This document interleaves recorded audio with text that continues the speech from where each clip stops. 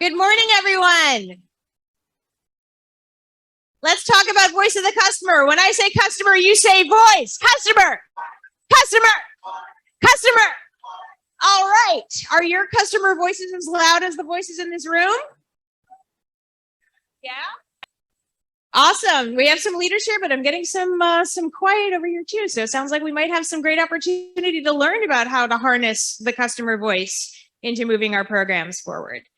Just going to quickly see by a show of hands, where does your customer voice program, if you have one in your company, does it live in customer marketing? Raise your hand if it's customer marketing. Okay. What about customer success? Raise your hand if you have your customer voice programs living in customer success. A couple people here. What about product? Is your customer voice connected to your product team? In product marketing. Okay. This is good. So we have a lot of customer marketing centric customer voice programs, but it also looks like there are some people from other areas of the business that are running it. And kind of the point of that is that there is no one perfect way to harness the customer voice. Every company does it a little bit differently. And sometimes it can be scattered in different areas. So I have some amazing customer voice experts on stage with me. I've got Daniel, Mark, and Kim, and we're going to learn a little bit more about his work, how they work cross-functionally, and get some great advice of how we can all improve our relationships with our customers to drive those customer events and customer programs forward. Because like we all learned from Kaylee in that survey, one of the biggest challenges that we have as customer marketers is that it's kind of hard to connect the dots between the activities that we do and the revenue outcomes that we're looking to do for our company. And one of the best ways to do that is to bring your customer along the journey with you. That customers want to be heard. And ultimately, you can throw fantastic events, you can have amazing programs that engage their customers, but if they're not renewing their contracts or they're not expanding that accounts at the end of the day, you're going to get that side eye from the executives at your company, and it's harder to prove your value. So what we're really looking to do is find different ways that we can have our customers have that voice at the table. So that way, all of your programs, all of your product development is done in lockstep with your customer needs.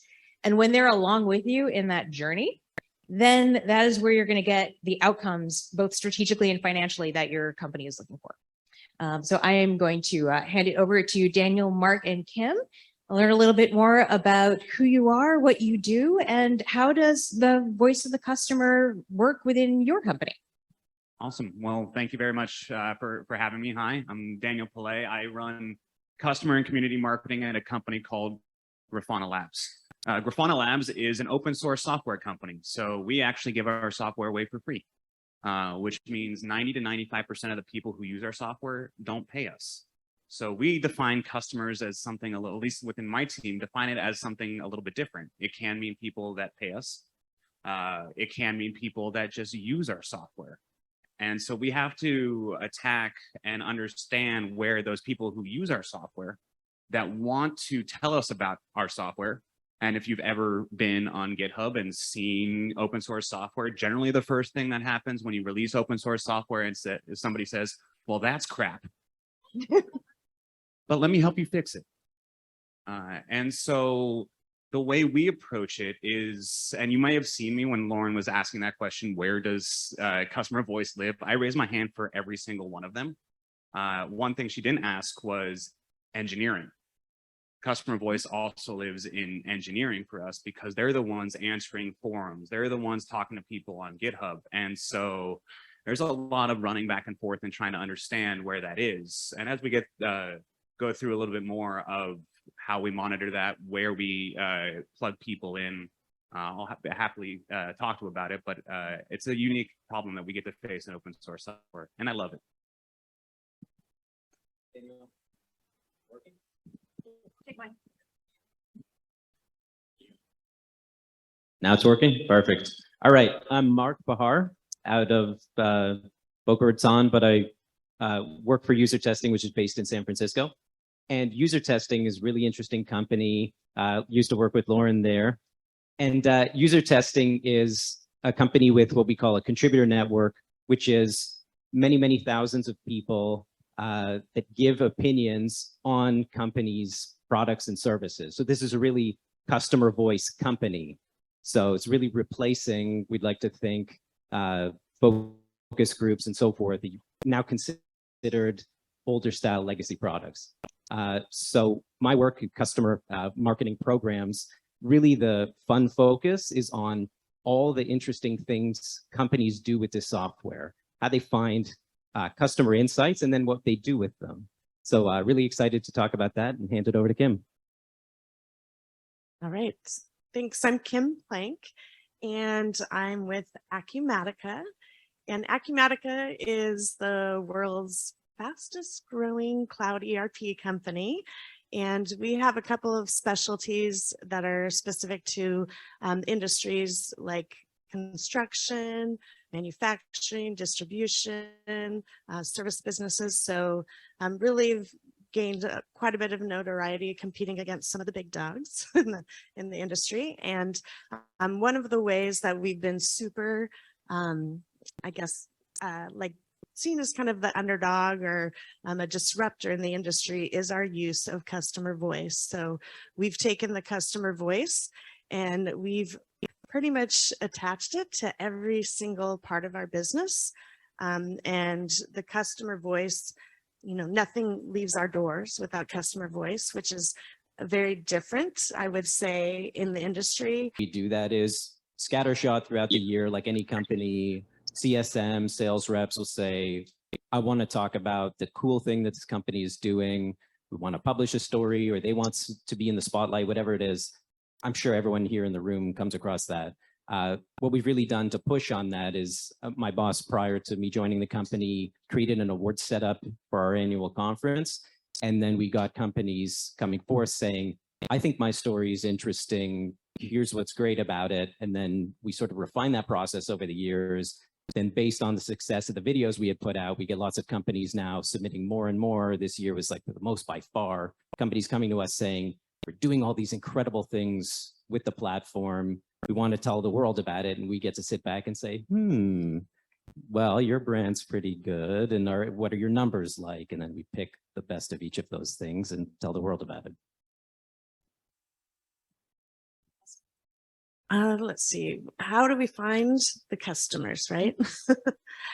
Well, I am a small but mighty team of one. So there is one of me across this whole vast world of customers, but I definitely think that for us, it's about making sure we have the customers that are represented across a variety of the industries that we serve. And so we have a variety of different, you know, industry trade events. We have ways that the customer can connect and reply through customer life cycle, you know, triggers as a part of where they're at in their journey. ERP can be pretty complex to deploy and the timing can vary, but fortunately we're have amazing partners.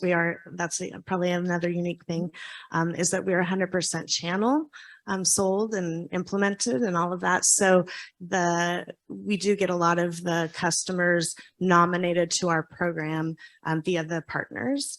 And so they're a good source for finding customers that will be, that they would like to see, you know, nominated as a part of a story or a video. We talk to a lot of customers. Reviews also is another way. NPS surveys are also regularly sources for those customers that we would want to make sure that we're connecting. And I always make sure that everyone who does raise their hand, we find a job for them in a sense. Maybe you're not going to do a customer case study on every single customer that raises their hand, but you know, you have blogs, you have roundup, you know, opportunities, customer roundtable sessions. There's always like something that you can give that customer a job right away, and then they feel included, and then they are telling their friends or the other person that they met, hey, yeah, you should do this too. So it does spread that way too. Just going to add to that. Thank you, Kim. from my side, what really interests me, because it's fun to do, is I'm always looking for the cool factor. So I always want to find out about the product, what they're doing, these customers, that's super duper duper interesting, to give me an elevator pitch to tell people what user testing is and what it does. Also, so that we can brand the company and again, sell in bigger, better deals, but even so that people who work for user testing can talk about this and say, this is what the platform is, but this is what the customers do, so that they're not talking about it in dry terms. So like a simple example would be EssilorLuxottica, which I interviewed recently. This is the Italian eyewear maker. It's the largest glasses manufacturer in the world. You know, they make glasses for all these different brands. So an example of them using the software was they developed their virtual mirror tool using user testing. So they have a tool where you go to their website, you put your face in front of a shape. Well, I'll explain more about that later, but you put your face in front of a shape and you can click on different glasses that are owned by Luxottica. So Ray-Ban, Oakley, all these other glasses, and it shows you what it looks like on your face. So they used user testing's platform to put in front of potential customers, your user testing contributors, and say, does this work for you? And not just does it work for you, do you like it? Can you go to the checkout experience? Does it work? Do you enjoy each step of the process? Is it logical? Is it an oval shape you put your face in that works best, or a circle shape, or something else? What do you like best out of these options? So they developed that, and now they have a process and software that people like. And that's my way of telling people what the software is, what it does, and what's a cool customer that uses it.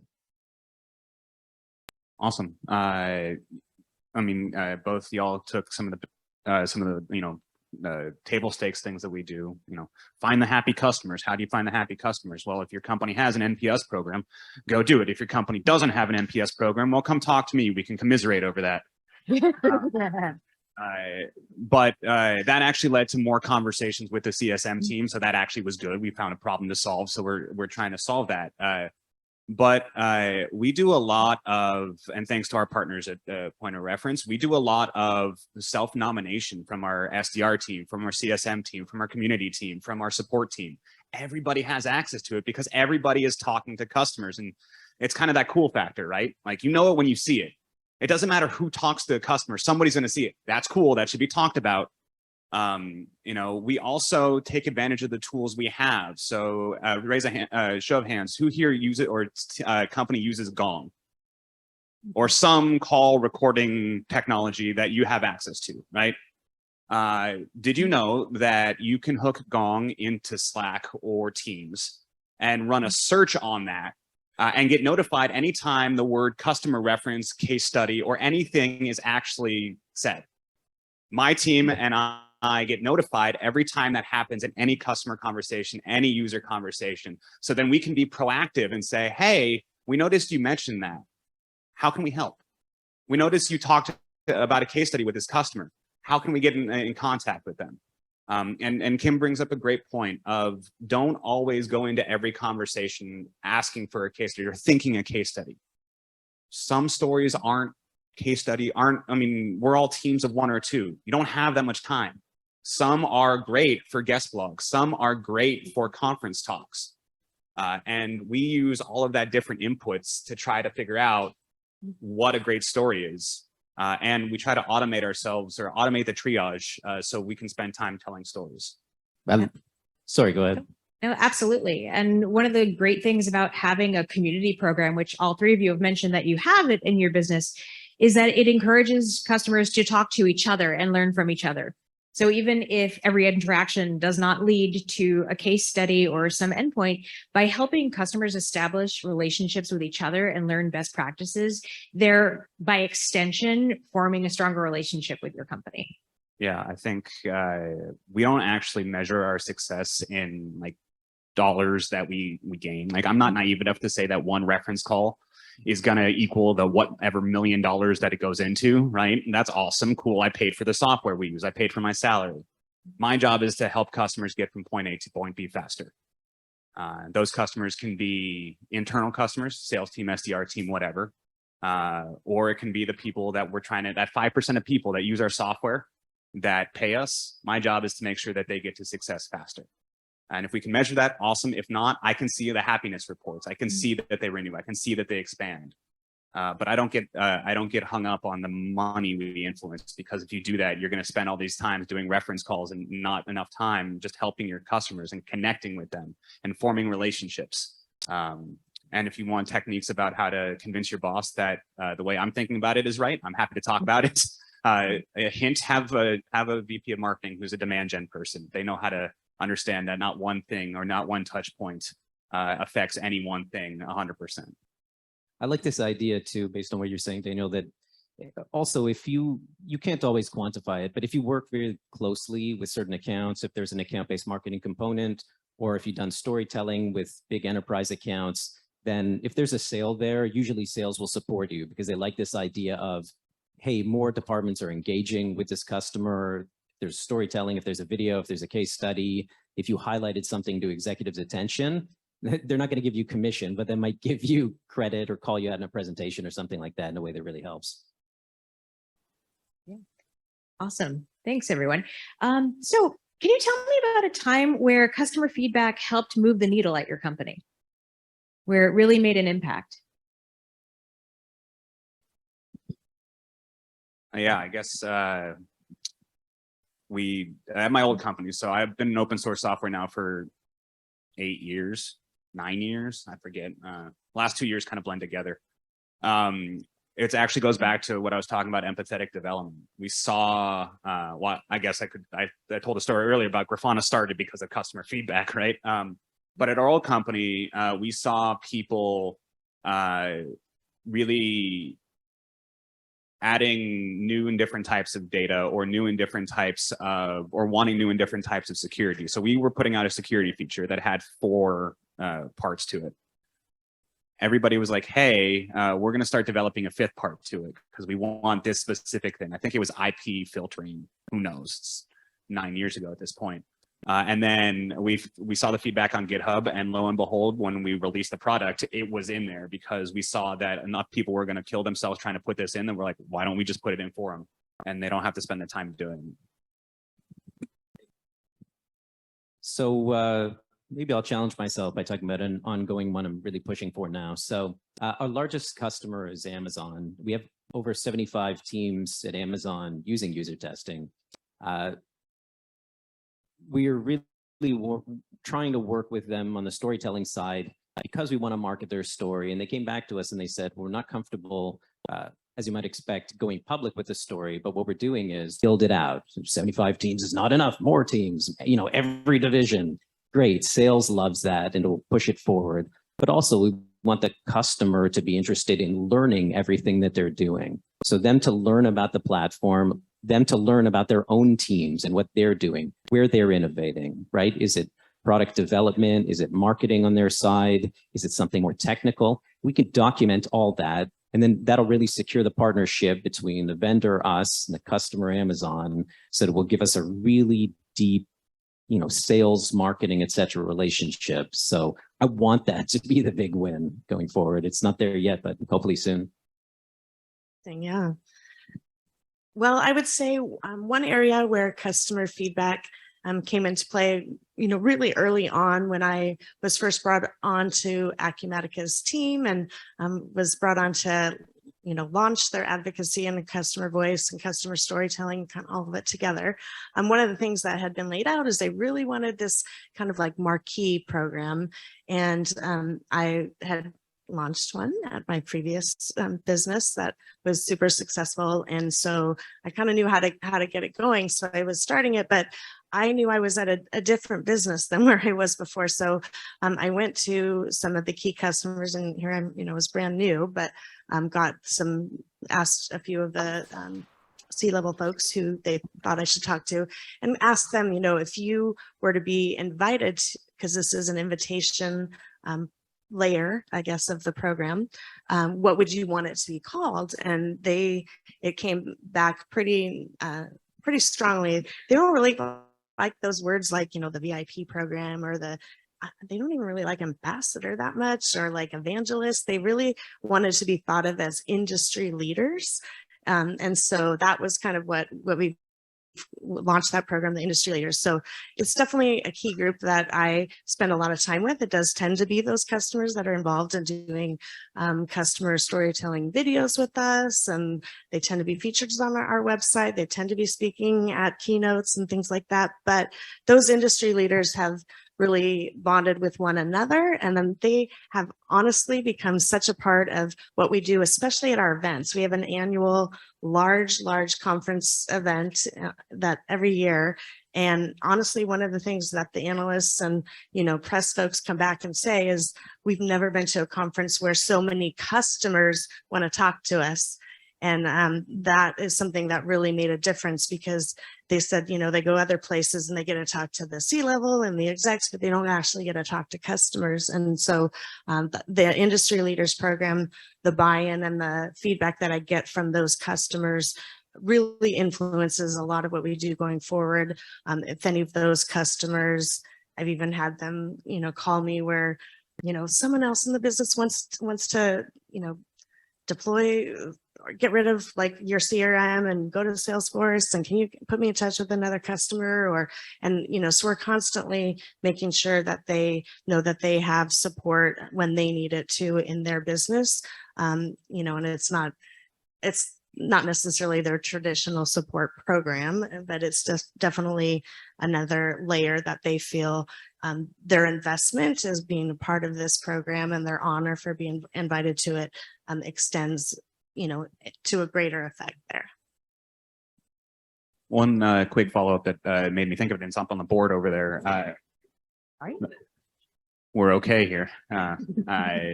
Is our CAB, right? It's something we haven't mentioned yet.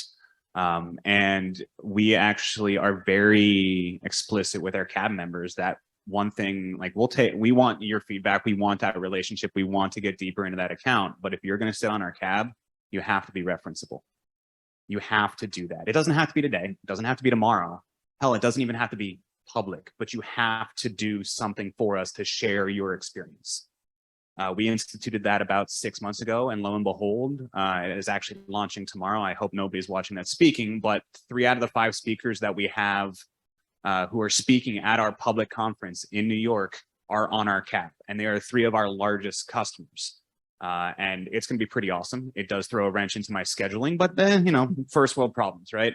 But yeah, be very explicit that CAB relationship is a 2-way street. Like if they're going to get that access to your executives, if they're going to get that access to your engineers, or however you schedule or however you structure your CAB, you need to get something out of it as well.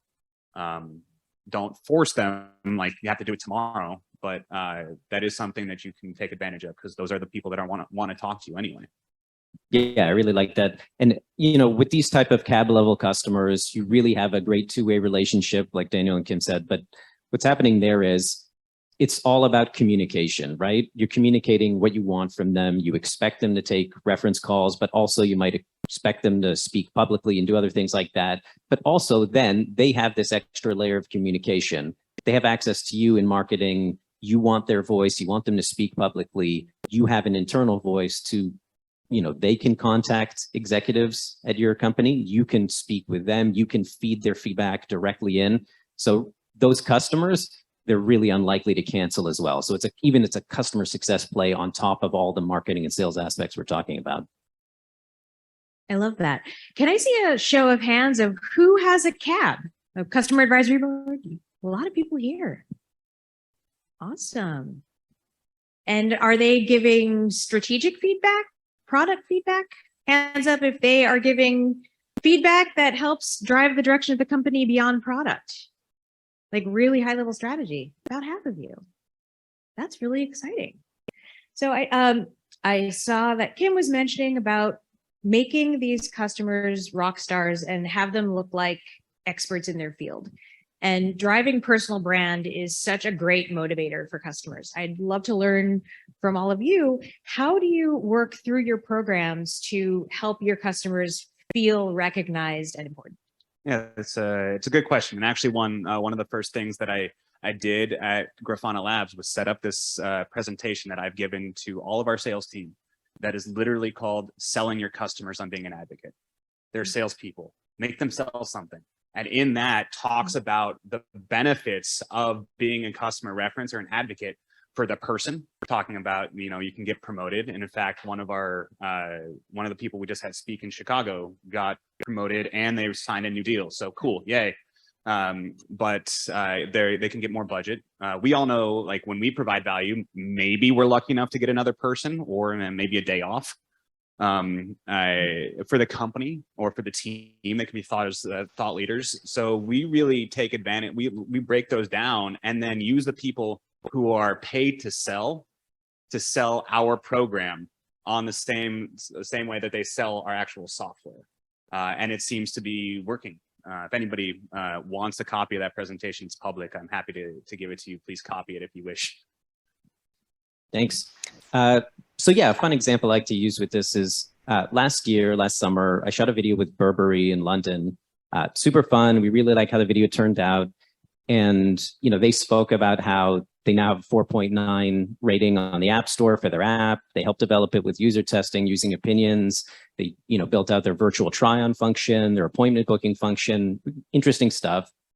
And the guy who spoke on the video was a manager, got promoted afterwards, about a month and a half after he worked with us, to director.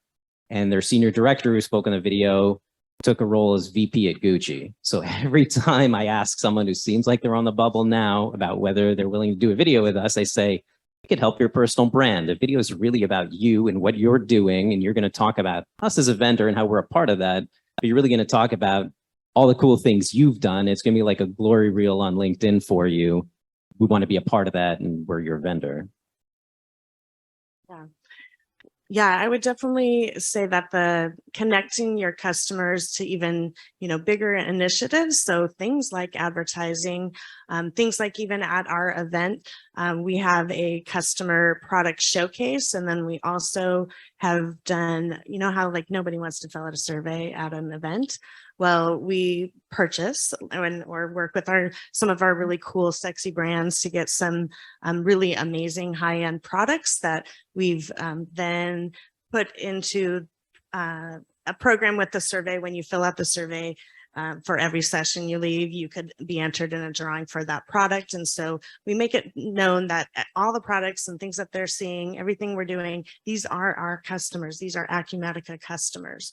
When you walk through an airport, someone told me they were walking through Austin and they saw an Acumatica ad. Those are not Acumatica models. Those are Acumatica customers. So, but like really good looking Acumatica customers. No, right? no. I mean, they're just everyday people. The answer is yes. They're the best looking people ever. If any of our customers are watching, you're really awesome. Yeah, if you're watching, you are the best looking, of course. Yeah. Also, go back to work.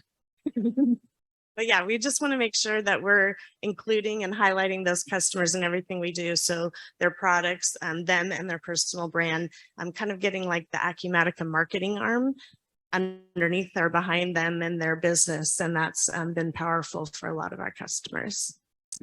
And something you said just reminded me of, this actually came up in a conversation I was having at dinner with one of our salespeople last night, because somebody, she lives in Boston. She was an SDR. She got promoted to a salesperson. We were talking about account days that we have. They're like I don't know if your regional marketing team, field marketing team does these sort of mini conferences for a customer of yours where they're trying to expand their usage of your software. We do that because different parts of the business can use different parts of our software. And then we were talking about it. If you have a champion who's presenting at this internal conference, they are already a champion for you, but they don't have to be public. So what we were talking about is we watch a video of them presenting. We then write up an internal blog or an internal case study that we have no intention of making public, but we give it to them and say, hey, we're going to help you market your own success within your company. And hopefully they can then take that information and give it to their boss or another person on their team that helps our software grow. And then perhaps more people pay us. And then at some point when they're happy with us, we're going to be like, so we produced this for you. It's just sitting there. Can we flip the switch and make it public? I'm a huge believer in the type of thing that Influitive and Slap 5 talk about, which is, everything means more when your customer says it, but it's also your customer's brand. So it's so important to make people feel like their voices matter, and they could get promoted, or that it's us shining a light on the cool things they're doing. This is just the software platform or the tool that they're doing to get there. But then, to have their brands behind it, out front of your own brand, because they're going to be the more famous customers, and you get to pick and choose who they are. That's so key. And you get to market that within your companies and say, this brand's going to bat for us. This product launch of a customer, we're part of that. That is so massive. It's like really, wind beneath your sail. Absolutely. We are closing in on time. Does anyone here in the audience have a question for our panel? We got a question on the Whova app yesterday about onboarding. Does your Voice of the Customer program involve onboarding, or have you tested onboarding with your customers? And what did that feedback do? Remember when I said we didn't have an NPS program? Yes. That was one of the reasons why I wanted to implement it, because we want to run our NPS program at 6-month intervals, of which is after 3 months, because that will give us a sense of whether or not they're happy with the onboarding product. If they're not, you get that recency. Like, recency bias is a thing. So if you do it right after they sign the contract, they're going to be their happiest. I don't care, right? That's going to be their happiest. I want to know what happens when they've had to try to implement it. Is the implementation process bad? It's probably a different word, but we're being recorded, right? Is the implementation the process good? And then we do it in 6 months before we even talk about a renewal, right? 9 months. They've used the product in production for 6 months. How is it then? And then you can track it over time. But yeah, during onboarding, it's hard because that's the time that they're either really super stressed or really super like, cool, yes, I got this product, I can move on to other things. So I would actually argue to do it a little later. Yeah, I wanted to ask, how do you get partners to nominate advocates? Like, what's driving them to do it, or what are the incentives? Or Well, because Acumatica can't be, bought, can't be deployed without a partner. All the stories and everything that we do does really include a partner mention. It is something that we're not like partner agnostic in everything we do, but it's still kind of light, as far as that mention goes. So I've made sure that I'm connecting with partners regularly and making sure that they know that they can get a partner focused, version of that story for their website that, we're going to pay for, or they're going to pay a little bit because you want them invested in this so that they actually get it on their website and participate through like a joint marketing funds program. But that's mainly it. Once a partner sees their customer on stage at a keynote and, maybe getting a customer of the year award, or they've seen their story on their website and their customer comes back to them and they tells their partner, thank you for doing that. Or and even if they weren't even involved, it's me that went and got them to do it. But they start to become your fan then too, and say, wow, okay, who else can I nominate? Who else can I get up on stage? Or who else can we do this with? So and then making I just have a simple Smartsheet web form that makes it pretty easy. I have some partners that tell me it's too much work. They don't want to fill out this web form, but that's because they're too busy, I guess. But for the most part, make it super easy, a web form that you can then connect and drive, just build some automation right into, your, like for us, the Slap5 platform that we've connected that. So it just puts that as a nomination right through to that. So.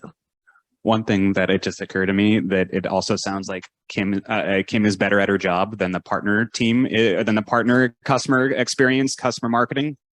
So that's a simple answer. Be better than the team, like do better work than their team does. And they're going to be like, yes, I want my customer to have that story. So well done you being better than everybody else you work with. I would just add a note of caution to that. I've had such weird experiences working with customers who are coming to us through partners at multiple companies now.